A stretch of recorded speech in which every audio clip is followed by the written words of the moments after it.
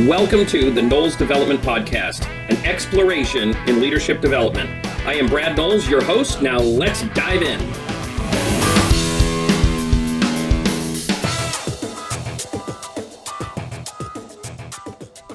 Trust. Trust is a two-way street, and that's what we're talking about today. Such a key part of this journey of leadership. And there's a handful of things that we want to break down when it comes to trust. So let's just dive right into it, and let's have a trust conversation. First off, I would say that trust really begins with integrity. And I don't think that's as easy for us to imagine as perhaps one might think. Because integrity really breaks down to two different things itself. Integrity is really honesty and moral principles. So we've got this trust, and trust that starts with integrity. Integrity is really honesty and morality. So what do we mean by honesty? Saying what we said we would do. Like being honest, being transparent, being forthright, right? Not holding things back. Not telling some of the truth, but not all of it. No, it's being honest. It's the very thing that we were told to do when we were in kindergarten. How you doing with it? I know it can make some difficult conversations, but I promise you that 100 small, challenging conversations beats all of the blow-ups that happens when there isn't integrity, when there isn't honesty. So let's talk about the moral principles piece, because I actually had to look this up a little bit just to help give me some clarity on, well, when we're talking about morality in business, what do we really mean? And first off, we start with mutual respect, that the people that you're leading, the respect has to be mutual. You know, you can't expect respect from them and then not deliver it back. So how do you respect the people that you work with? How are you showing them that you respect them? I want you to just take a little mental note right now. Are there areas in your leadership where you can do a better job modeling and showing respect to the people that you're in business with? Number two, taking responsibility. And again, this whole podcast is about a two-way street of trust. So taking responsibility is two-way. But all you can control is you. Are you, as the leader, taking responsibility? Or do you tend to be the kind of leader that likes to blame other people? Or even worse, are you the kind of leader who likes to pretend to take responsibility but really still undercuts and undermines others? Taking responsibility is not a gray area. It's black and white. You either took responsibility or you didn't. And I know I'm being a little hard here, but you know, the trust thing is so important. It's so important. This is not something that's optional in leadership. And taking responsibility is a key piece of that. Treating people fairly. Number three on the morality meter here. We've got to treat people fairly. We've got to model that. We really got to treat people fairly both behind closed doors and in public, right? You don't get to pick favorites as a leader, right? We're going to treat people the same, whether they've been with the company for 10 years or they've been with the company for 10 minutes. We start with this baseline of treating people fairly. And the last thing is we really have to show that we care. It's not about a facade of caring. It's about actually caring. What are some of the best ways that you show people that you care? Are you an avid personal note writer showing your gratitude and appreciation? Do you send the random text from time to time just saying, hey, thank you, I appreciate you? Do you find ways to give people words of affirmation or acts of service or something? How are you showing your people that you really care? Mutual respect, taking responsibility, treating people fairly, and caring. Those are building blocks to morality in business. Morality in business coupled with honesty is integrity.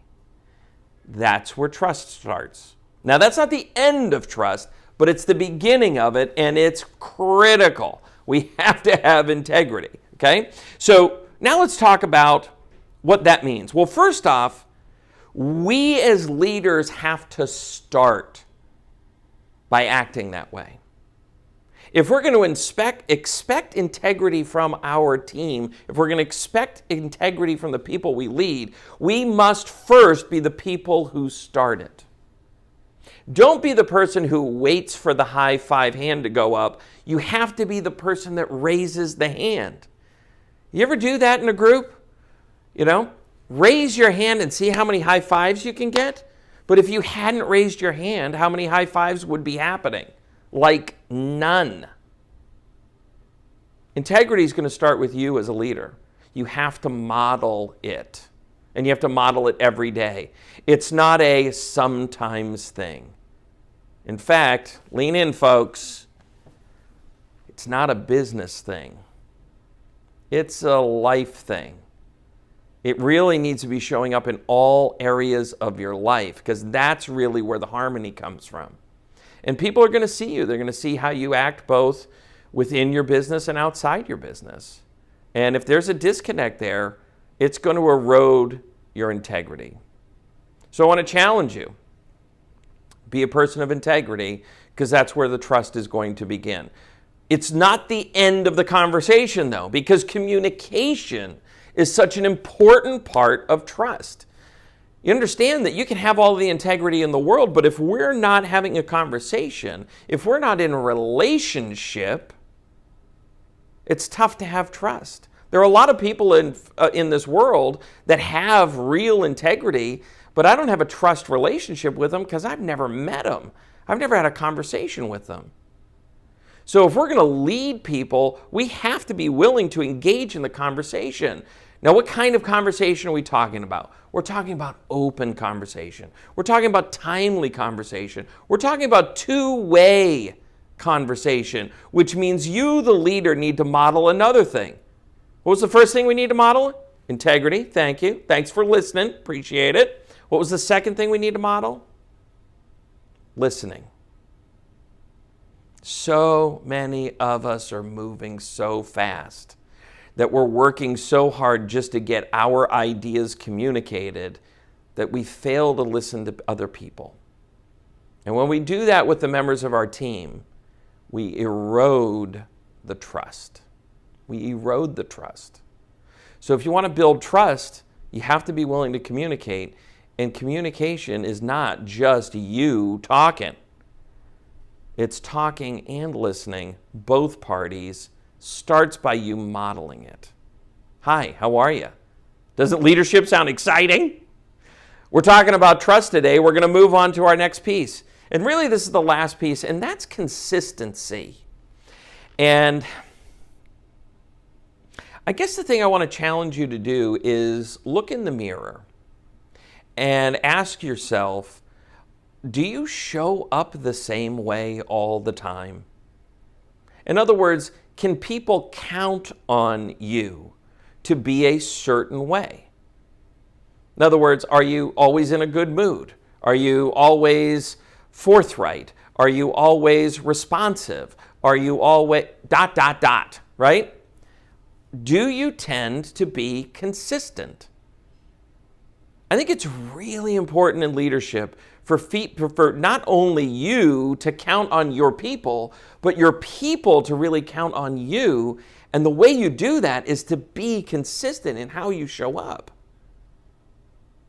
You don't get to show up as easygoing, hey, let's have fun, Brad, on Monday, and Tuesday, pissed off, you all suck, Brad, on Tuesday.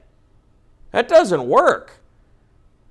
You have to be willing to be consistent, and be consistent in all things. Be consistent in all things. When people understand who they're in business with, then they can begin to trust that. They can hang their hat on it.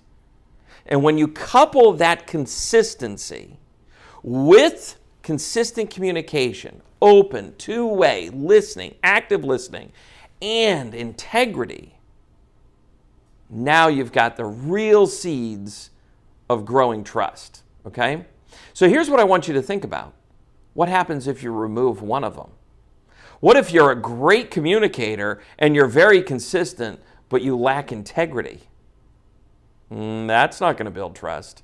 What if you're a person of great integrity and you are a great communicator, but you're really inconsistent?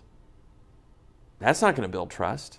What if you take away the communication a part of it? You're really a person of integrity and you're consistent, but you're never there. You're never there for the conversation. In other words, there isn't a relationship. There's not going to be any trust. You can't remove any of them. You got to have them all, buddy. You got to have them all. So I want to challenge you to look at that list. Where do you need to work? We all need to work on some part of it. We all need to get a little bit better at some of it, right? You may even have to have some conversations. Say, I'm sorry. I've realized that, over the last X number of months, I haven't shown up consistently for you as an individual or as a team. And I want you to know I'm going to work on that. I'm going to change that. And then actually start working on it. Actually start making change there. You'll start building more trust. Now, here's the last piece on trust to make this a two-way street. Yes, it's a two-way street. However, it usually starts as a one-way street. I challenge you as a leader to start with a complete level of trust when you bring somebody into your organization. I had a good mentor of mine that said, when you start working with me, you put a 10 on your forehead and only you can change it. In other words, only you can erode that 1 out of 10. You're a 10 with me and how you show up and how you prove yourself and all that kind of stuff. I'm going to treat you that way from the very beginning. And only your actions are going to allow that to become something less than a 10. I think that's a great way to think about starting a relationship with somebody as a leader. Trust starts with you. Show them that you trust them early on. And if you don't hire them because there's something missing. Many of you know Daniel, who's a great part of our organization here at Knowles Development. And I remember, I think, on our very first day working together, of giving him access to our banking for the company, taking pictures of debit cards and stuff like that so that he could be ordering stuff and all of that. And it's, to me, I've had people question that before. And I just said, if I can't trust him with that, he shouldn't be working with me. He shouldn't be working with me at all. I either trust you or I don't. Trust is complete. How are you showing up with trust like that? Are you showing up trusting people like that? And some of you are like, but Brad, I've been burned. I've had people take money from me. Well, okay. But let's go back to the list here. How about you take some responsibility for that? Because who hired that person? No matter what, as a leader, if you're going to succeed or fail, it's going to be on you. If that relationship is going to be a trusting relationship, it's going to be on you. It starts as a one-way street. You show them full and complete trust right out of the gate, and you will find that trust becomes a two-way street. And there is magic in that. I really hope this has been helpful for you. I know this is a challenging subject, and it can maybe hit a little close to home, but that's leadership. Leadership isn't the easy path. I'm glad you're on it, though, and I'm enjoying the walk with you. We'll talk to you next week. Bye-bye.